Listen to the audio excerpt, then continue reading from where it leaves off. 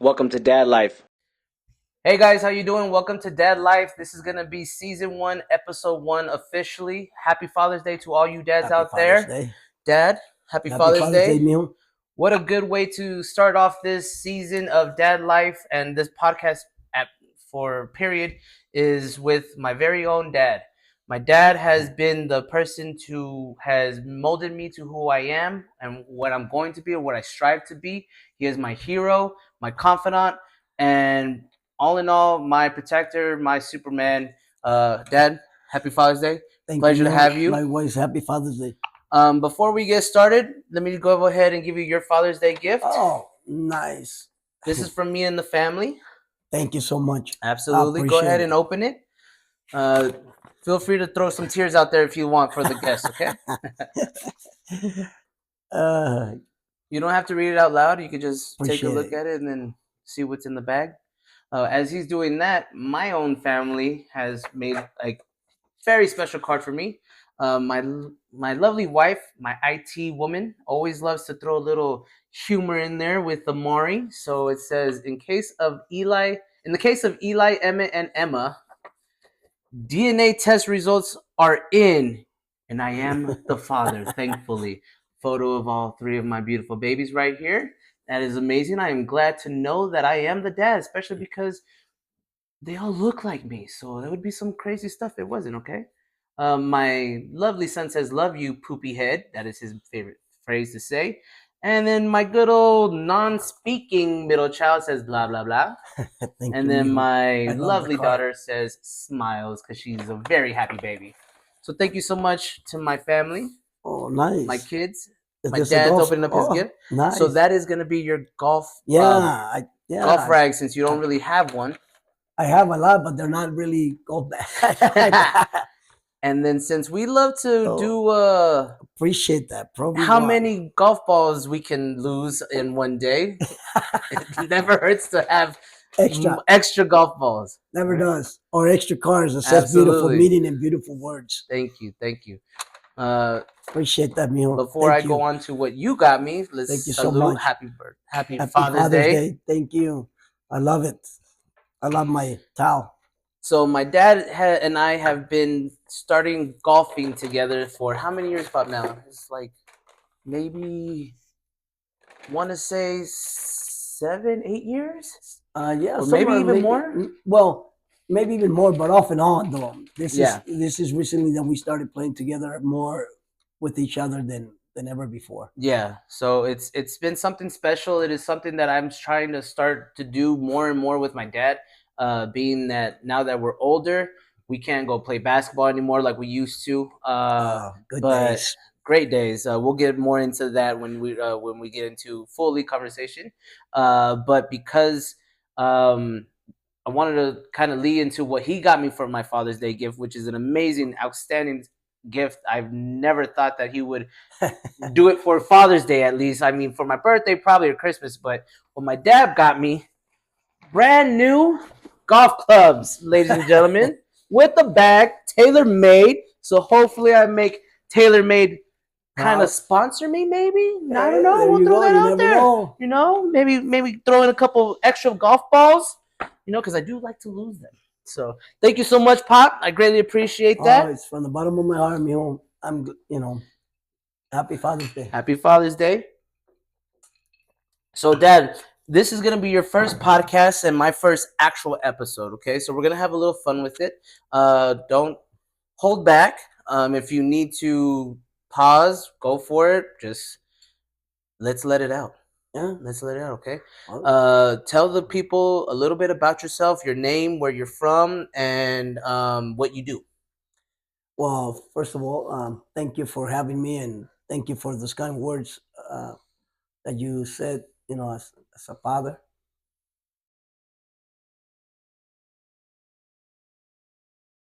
As a father, that's all you need, is to have your kids looking you in your eye and say, "Hey, Dad, I'm proud of you." It means the world to any dad, especially me. My name is Jose Lozoya. I was born in Juarez, Chihuahua in 1961. My father brought us to the States in 1970. And, he taught me a lot about life, about how you have to work hard to get to where you're at. And he molded me to be the man that I am now, which I think if I'm a half as man as he was, I think I did very good. You can't Thanks use to my him. line. I use that line about you.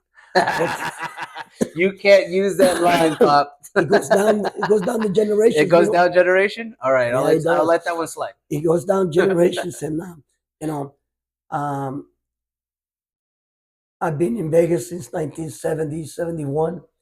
I grew up here.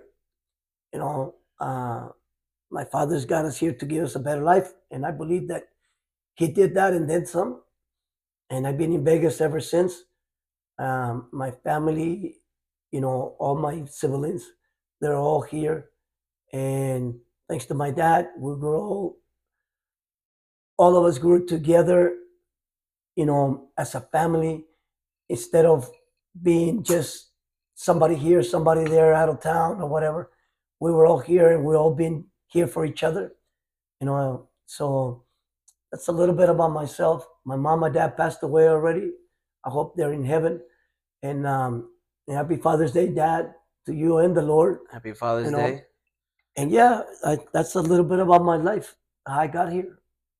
Now, Pop, you've been in the industry, which is the hospitality industry, for about, 45 years now? Well, I was 16, mijo. I'm 64 now. So 48 years, something like that. All my life. Now, with that being said, you've practically all of our lives, me and my two sisters' lives, you've been in that hospitality industry. And when was it that you became a dad to Jenny? She's what, 40 years? Yeah, she was born in 1984. So that made me 23 years 23 old. Going on 24, right? Yeah.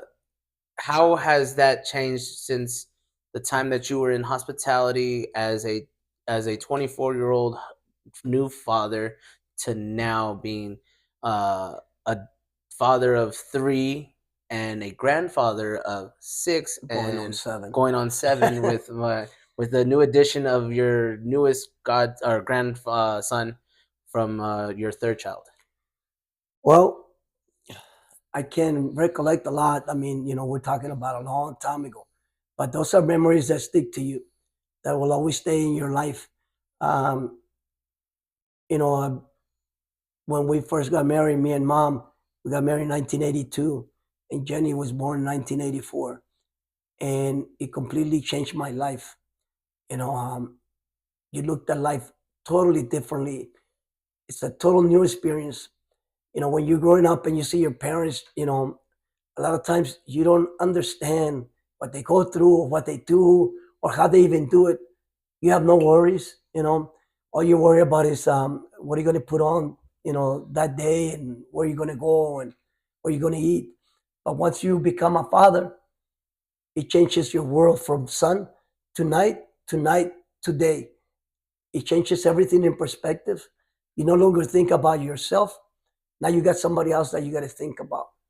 And if you want to be a good dad, let alone a great dad, you have to give a lot of what you used to do to give that child the better life that you didn't have. So it changes your life completely, me. Now, with in my experiences, each child is quite different. How was it like with your first child? What were your stresses? What was the pressures that you have to deal with the first child? Or if you have different stresses or pressures, what were they from your first child to now your third child? So, yeah. Well, you know what? The first child is not so much that it's stress. It's a lot of joy, a lot of happiness. The stress comes afterwards where, you see her cry in the nighttime and you wonder if she's okay. She's going to be all right. as a father, or as a parent, um, everything that happens when she's young, especially the first few weeks to the first years, affects your life, your decisions. You want to make sure that she walks on a straight line, that she doesn't tumble in the holes that you stepped on. You know, that you try to teach her the right things in the right way, and then you do that with your second son, which happens to be you, and then with my daughter, with Yvette. Everything is a cycle. It keeps repeating itself. But at the end of the day, your life actually belongs to them. You're no longer in charge of the decisions that you would make for yourself. Now you got to make decisions for your wife. That she gave up her figure to give you those beautiful kids that now call you dad, or a lot of instances in Father's Day they call you a superhero or super dad, which I don't think I'm anywhere close to that, but I do appreciate. So everything changes me. Everything is different. From the one to the third, it's almost the same cycle. It repeats itself. Almost like that movie Lion King. Mm. The Circle of Life. Yes. That was probably one of our favorite movies, me and you. Yeah. Growing up, for sure. Being that you're in hospitality, some of the good things that I want to try to stress out to our viewers out there, and the different people that get to see this podcast pop, is hospitality is completely different from your regular 9-to-5 parent. Indeed.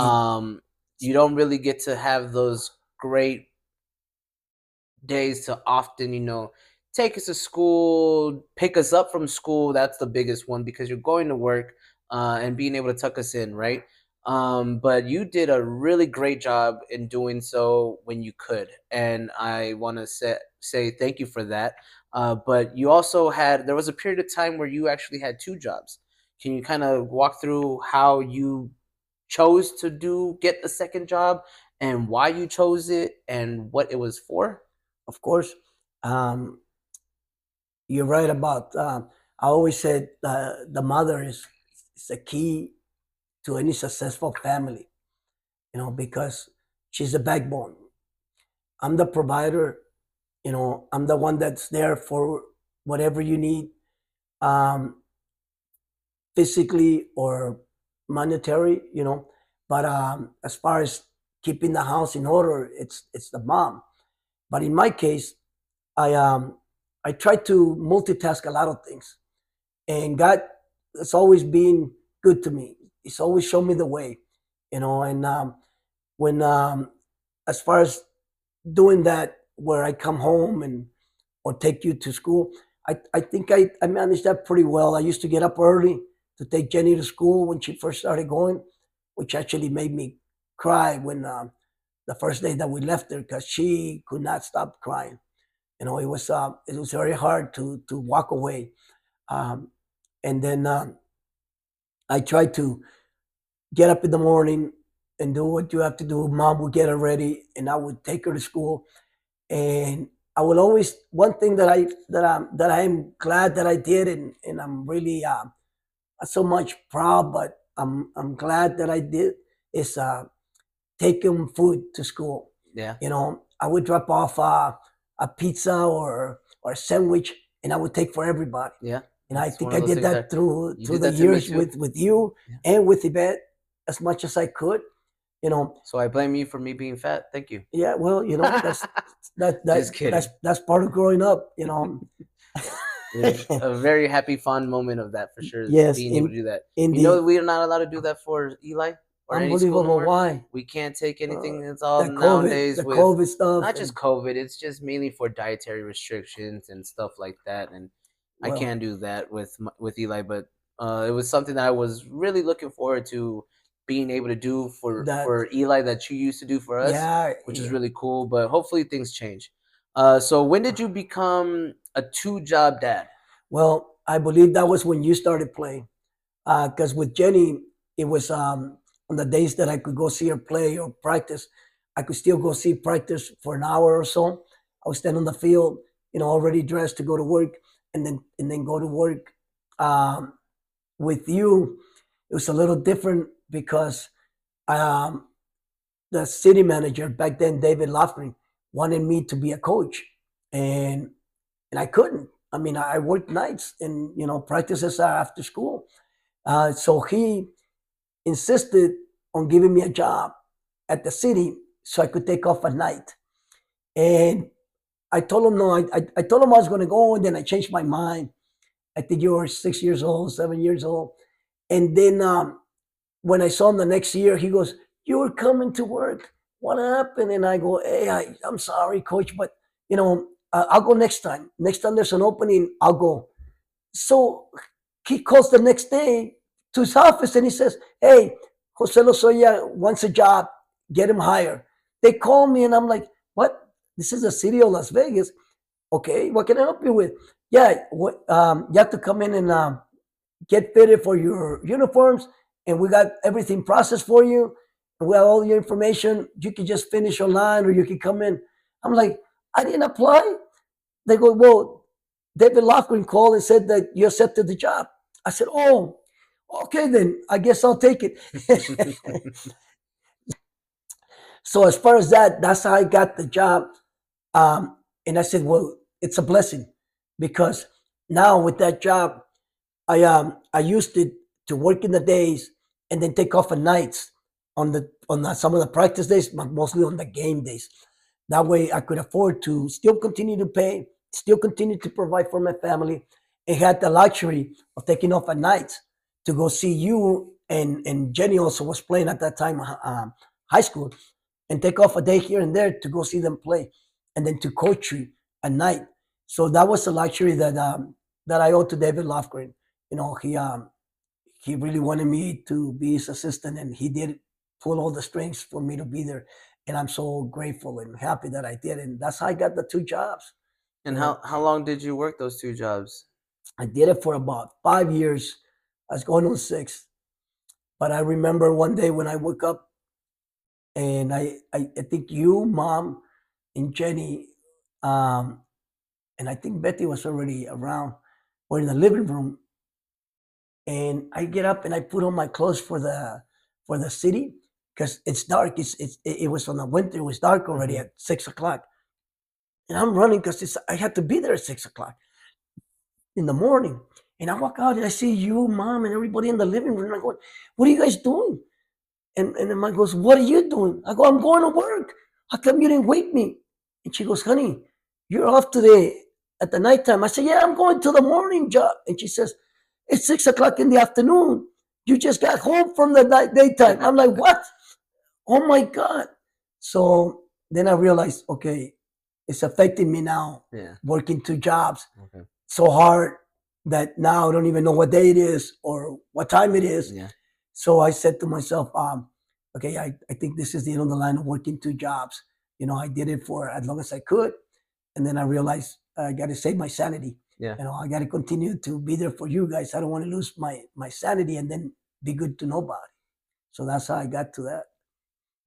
So it's I was able to reap some of the benefits of that of being able to get almost everything new every season, which is an amazing thing that not a lot of folks has that blessing of. So um I don't think I was able to ever say how grateful I was for that to happen. So thank you so much for that. No, And it was it's a a blessing, beautiful mijo. It's it's a a blessing from beautiful God. way to know that you worked so hard for so many years and you still continue to work hard for so many years to provide for a family like that, and it's taken a toll. I know you've had 2 knee surgeries because of working so hard, working so many days, but it's a greatly appreciated from me, my family, you our extended families with my sister's families and all that. And it is possibly, I think, seeing you, dad, as, I want to say, the patriarch of this entire family, going even back to your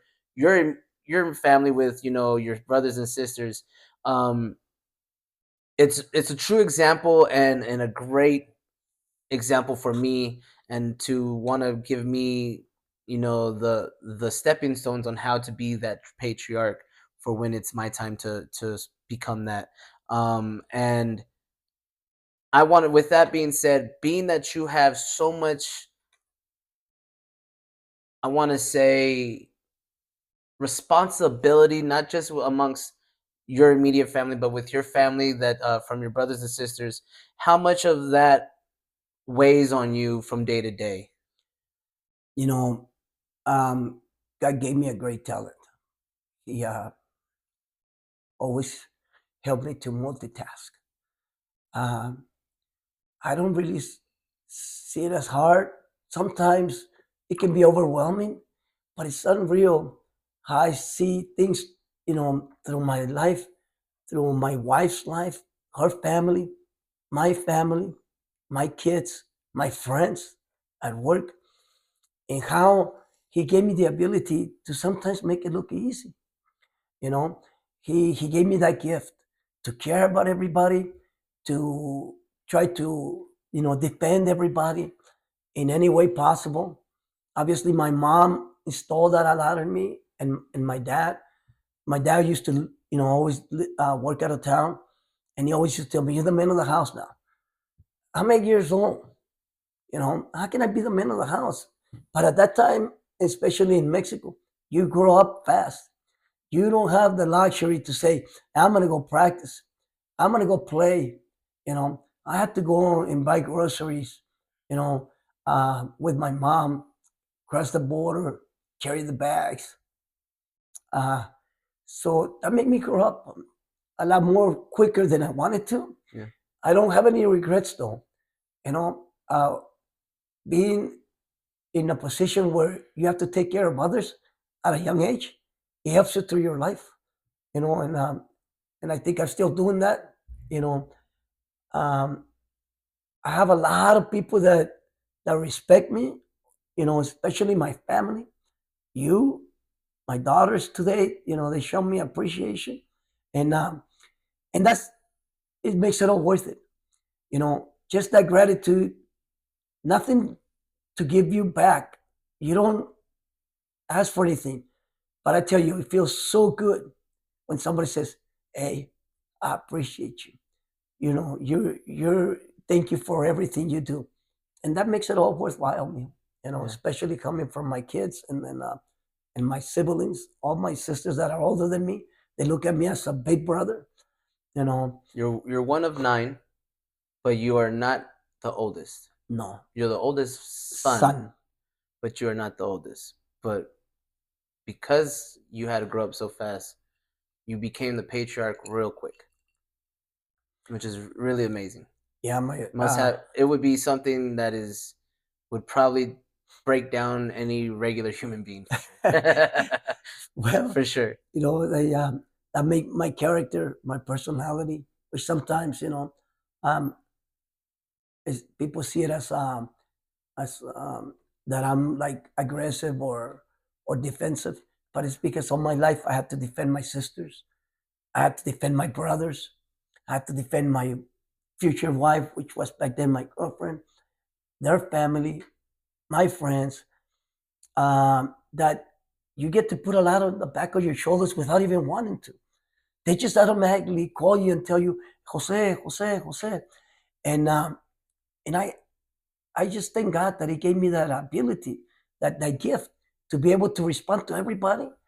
And I think you told me once, because all the time that we work at Caesars together, how you go in and Jose, Jose, Jose. There's a lot of them want to say just hi, and a lot of them want to ask me questions, and a lot of them just want to, want to know where I'm going or what I'm doing. And you told me, Dad, you know, how is it that you talk to 10, 15, 20 different people in less than 5 minutes and you make it look so easy? And I'll always remember that. I said, I don't know, Mio. I guess it's just a gift, Yeah, It's that just a truly gift. is. Absolutely. Yeah, me and you worked together inside of Caesars for 13 years, 2 years under the same roof of a restaurant together, and it was quite an honor to do that. I know you did not want road for me to be in the hospitality industry just like you, but it is absolutely, I think, a beautiful thing to be able to be in hospitality, and working two jobs just like you has been great, because I'm able to take those extra days off to whenever Eli says, "Daddy, please don't go to work," or "Daddy, I have practice," and it's something really cool, and I learned that, I would say, 100% from you, and it's Thank it's you. it's really cool to see. Um, would you say there's something that you've never told your kids that you would want, that you've gone through, that you would never told us, that you would want us to know now? Well, I still don't want you to know. All right, so save that for a later day. All right, for sure. We'll save that for the next podcast. All right. What about? Do you think there is a struggle that you are facing, or that you face, that no one ever has ever known? No one has ever see. No one sees on a regular. Well, I mean, through my life, a lot of struggles. Growing up. Um, Again, it all comes back to the family. The responsibilities that I was put on with, and all my sisters will attest to that. They're all older than me, 2 years, 4 years, 6 years, 8 years, and they all respect the fact that I took over and fill those shoes that my dad wasn't able to, because he wasn't around, because he was working in another state, or working every day and trying to provide for 9 people, which is pretty amazing too. You know, so yeah, that's something that I always carry with me. You know, the struggles were not so much per se physically, a lot of them mentally. You know, um, when when I was a kid making decisions on your own, unfortunately, I didn't have the luxury that you had whenever you were in trouble or you needed anything.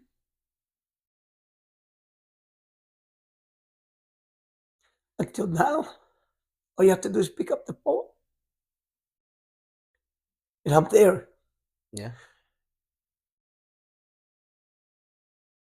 Yeah, you're definitely something that someone that I can almost always 99% of the time can guarantee that if I were to pick up the phone and call you at 2 a.m., 3 a.m., you're gonna answer and you'll be there. Yeah, Absolutely. and I think And do you think that would be one of the struggles that you face that we don't see? Because yeah, I would say that as kids, I grew up with, like you said, blessed, and I will never deny being blessed of having a great childhood. But one of the things that being a dad now allows me to see is that you know the stress of whenever you tell me, "Mijo, it's 2 a.m. Where you at?" And sometimes I'd be like, "Dad, leave me alone."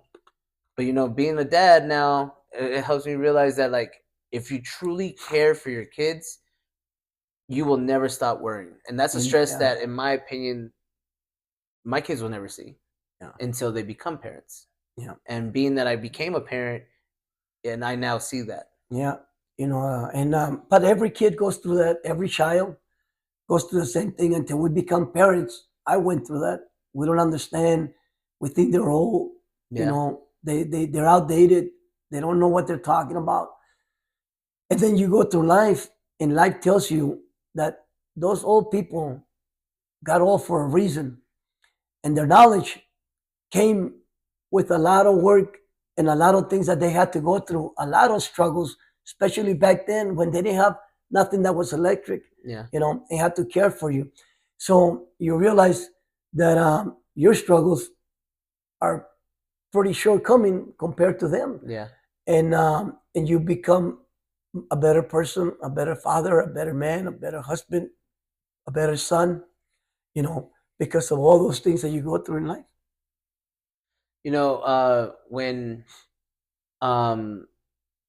your dad, when my grandpa was sick, I'm sorry. when my grandpa was sick, I walked into your room. I remember that. I walked into your room and you were sitting on the bench, and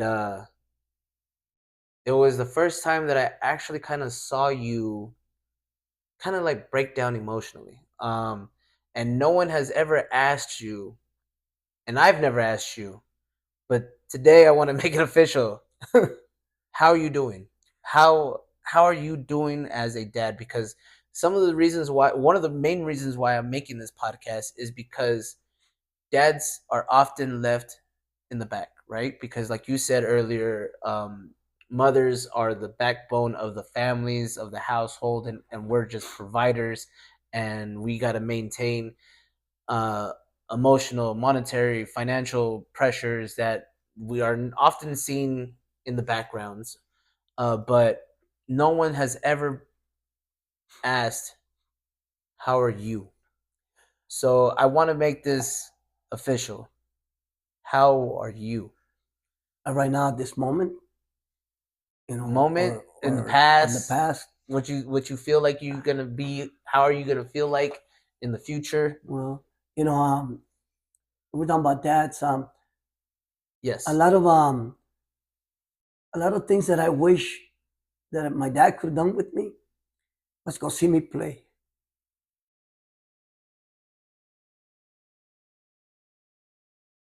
He never did. He was always busy.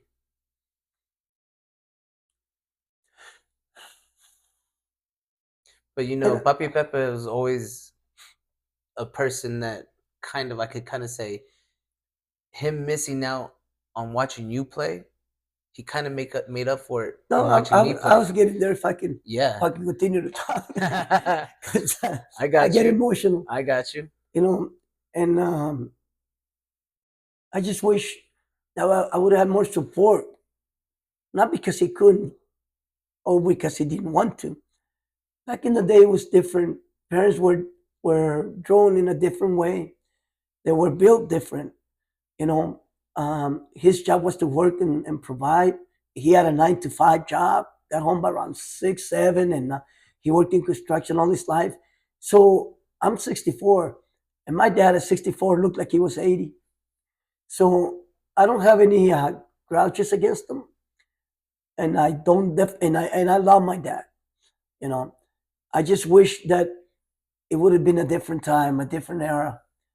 I could have done a lot with my life as far as sports go or school. If I would have had a better guidance, everything I learned, mijo, I learned on my own in the streets. Some of the things that I didn't want to talk about, we'll talk about next time. Um, you'd be shocked, you'd be surprised of the things that I could tell you, and you go, not you, because you never saw that. Yeah. I never let my kids see that dark side that I walked through in those hallways, at night.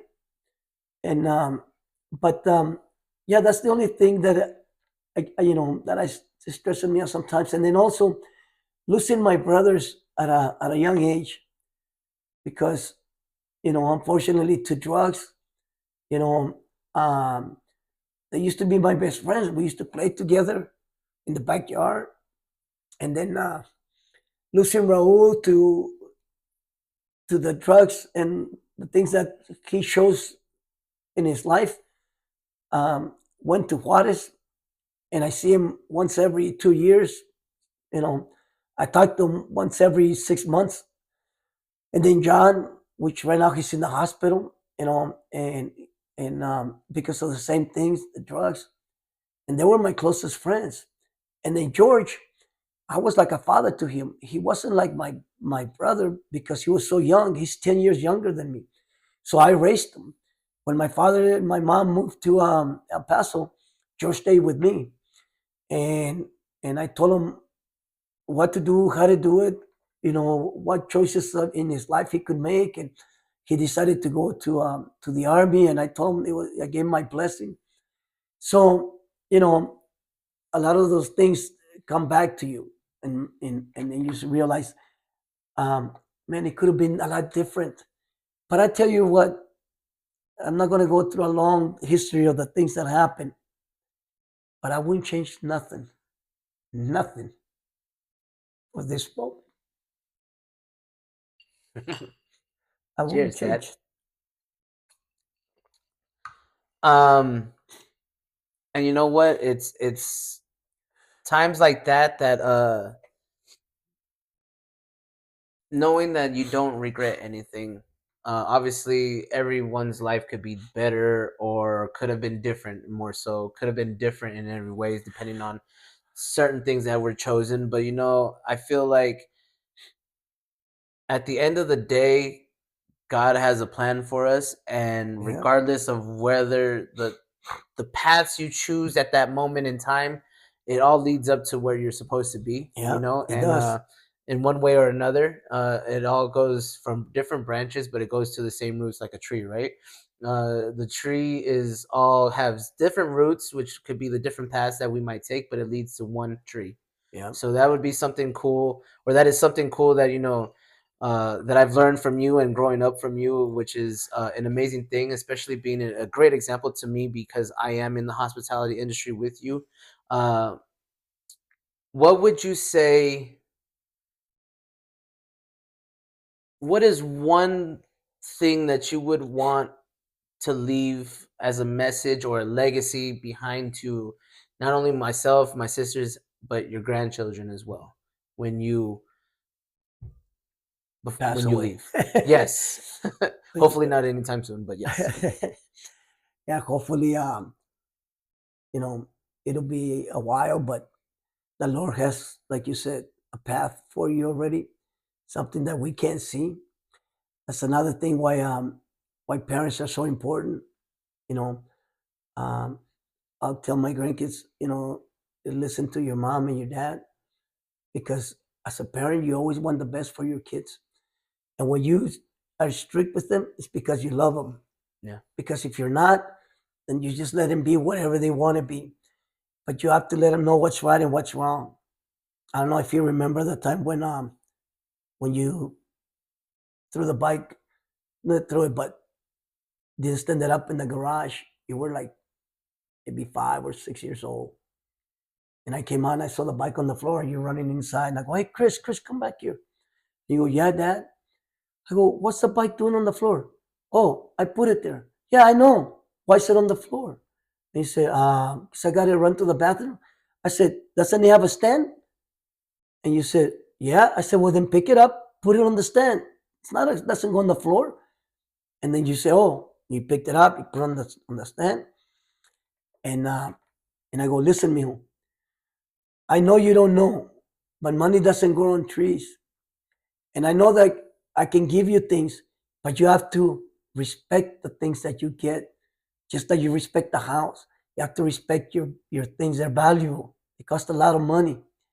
And for you to just come and drop it, I don't think that's fair. I just paid a lot of money for that bike. And that's your words were, sorry, Dad. And they go, okay, go to the bathroom. You ran. Pretty sure I peed my pants. You know, Black mongoose. Black and orange mongoose. yeah, I think so. I can't remember, but I remember black that and orange that mongoose. that Yeah. and your sisters with the dolls and the houses and everything. You always try to steal the value of money in the things that you have because you got to be grateful that you have them. And we go around neighborhoods or even just to a 7-Eleven and see how other people don't have half of what you have and they're happy with what they have. We have to value not only our things, but our life is so fragile, you know. And as your kids grow older, you realize that the life can come and go and it flies, man. It flies by. I remember like it was yesterday, and it's been, you know, 42 years ago that Jenny was alive, and it changed the whole complexion of my life. Yeah. So one of the things that I remember from growing up is um, being able to have my friends come over, and it was like toys Toys R Us back then, because you always gave us the new stuff from the quad to we us living in a custom house where we were able to play basketball, baseball, soccer, tennis. You almost got us into tennis when Andre Agassi was there, was ahead, and Pete Sampras. And you wanted us to be in tennis because you wanted us to be like the sisters. But it's those childhood memories are something that, a child doesn't doesn't forget. And I know you probably think that we forgot, but being able to have almost everything, if not everything we ever wanted, because of your hard work and hospitality and your two jobs and being the sole provider for us is truly remarkable. And people often tend to forget, it's the hard work that helps off. that, and I'm truly grateful for that, and I'm pretty sure my sisters are grateful for that. And that's something that you have installed in me as a father, to be able to do that with my kids. uh I see my that. my three kids have everything, and I feel like you till this day will always say I would slap the crap out of these kids if they ever said, oh, we didn't have a good life, or we didn't have much growing up. And I feel like I say the same thing to my wife is, I'll punch this kid in the throat if he ever says he doesn't have this and that. But it's something that you've installed in me as a mentor, or as a guidance of how to be a father. I truly think that you can possibly write a book and say how to be a dad. Of Oh, the stuff that you've done and that you've taught me and that you've taught a lot of folks around you. From You're getting text messages from different people about Happy Father's Day. yeah, I got. That you got a Uh, lot of friends I that must have that got like 50 this morning. yeah, you get a lot of I'm friends that super, super respect you. blessed. Absolutely. And it's something that I've learned, and that's something that I want to uh, carry on. Part of your legacy is that moment, is to touch a lot of folks' hearts in any way possible, whether it's being there mentally, being there physically, emotionally. And it's something really cool. um, my last question for you before we head off, is for all the husbands, the fathers, and the men listening right now, who feel stressed, overwhelmed, or alone. What would you want them to hear from you as a person that has been through a lot, as a childhood father figure to your brothers and sisters, to a father to a grandfather? What would you say if you had one thing to tell them right now, that they're feeling like stressed, feeling alone, and all that? What would you tell them? Well, um, everything has a meaning and everything has a purpose. And if if anything that you're going through, you can look yourself in the eye and say, "I done the best I can." Then then you're doing okay. Then don't stress out so much about the outcome. Don't think that you're lonely, because if we're talking to dads, you always have your kids to rely on. If you have a family member, um, you're never alone. If you ever want to reach me, you can reach me. That's You facts. know, you can reach me, and we can talk. You're never by yourself. Don't stress out about the situations or the things that you cannot control.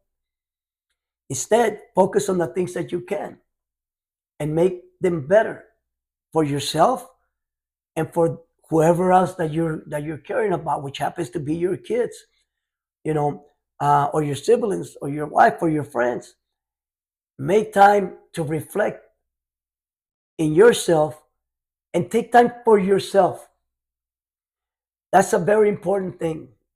You have to take time for yourself to breathe, to not stress out over a lot of things that you cannot control. Take a moment, take a deep breath, and say, you know what? I did what I could, I did what I can, and I'm trying to be the best that I can. And that should be enough for anybody. You're never alone. You never feel like the world is coming to an end. There's always a light of the end of the tunnel I know it sounds like a cliche, but it is the truth. You can always reach out to somebody. Somebody's there that cares for you. Don't be so proud. Don't be so a servant of yourself that you don't think you can ask for help. There's so many people that are willing to listen. So many people that are willing to give you advice. But my best advice to anybody is that open up your mind, your heart, and see yourself as who you are and try to make yourself better. Because if you make yourself better, you'll make everybody else around you better. And that's one of the things that I like to leave as a legacy for my grandkids and my kids, that they can talk about me and be not so much proud, but also be confident in the things that they say about their dad, and that they're grateful to have had a figure in their life that made a difference. And again, everything is worth it. We can't see the finish line, but it's there and it's waiting for you. You're not alone. And I want to tell my grandkids that I love them, that I'll always be here for them as long as I can, and that they can always count on me as long as my Father in heaven gives me the time and the health to do so. As far as my kids, they know, I'm so happy when they write a letter for me or when they send me a text. And every day, you know, if I see my kids, I tell them I love them. They say, I love you too, Dad. And that is makes it all worthwhile. In this life, you need somebody next to you. And you're never by yourself. Don't ever think that. I've been blessed to be married for all my life, and I had a better friend that made my life a lot easier with my kids, you know, and and you can't ask for more. You can only hope that God gives you the health to be there whenever they need you. And I hope that I install that in my kids. I think a little too much because they call me for everything. But I love it. That's what makes life worthwhile. And with that, Pop, salute. Happy Really Father's appreciate Day, it. mijo. Happy Father's Day. And like I said, happy Father's Day to all you dads out there. For those Happy that have Father's Day. stepped in and being a dad, it's one thing to be a dad. It takes a lot to be a father or a father figure. So happy Father's Day to all you guys out there. Thank you so much for tuning in. And until next time, appreciate it. You can also find us on all streaming platforms: YouTube, Spotify, IG, TikTok. So please definitely follow, like, share, comment. Just like that. Follow, like, share, comment, please. Thank you. Have a good night, guys. All right, welcome to Dad Life. I found the Eli right too. Eli. Yeah. This is my oldest 5-year-old Eli. Say hi, Eli. Hi. What's your full name, Eli? Do you know? Eboyo. Lazoya? Yeah. Hey, how old are you, Eli? 5. Well, signing off for a second episode of Dad Life. This is my oldest son. Cheers. Say bye, Eli. Bye. Bye.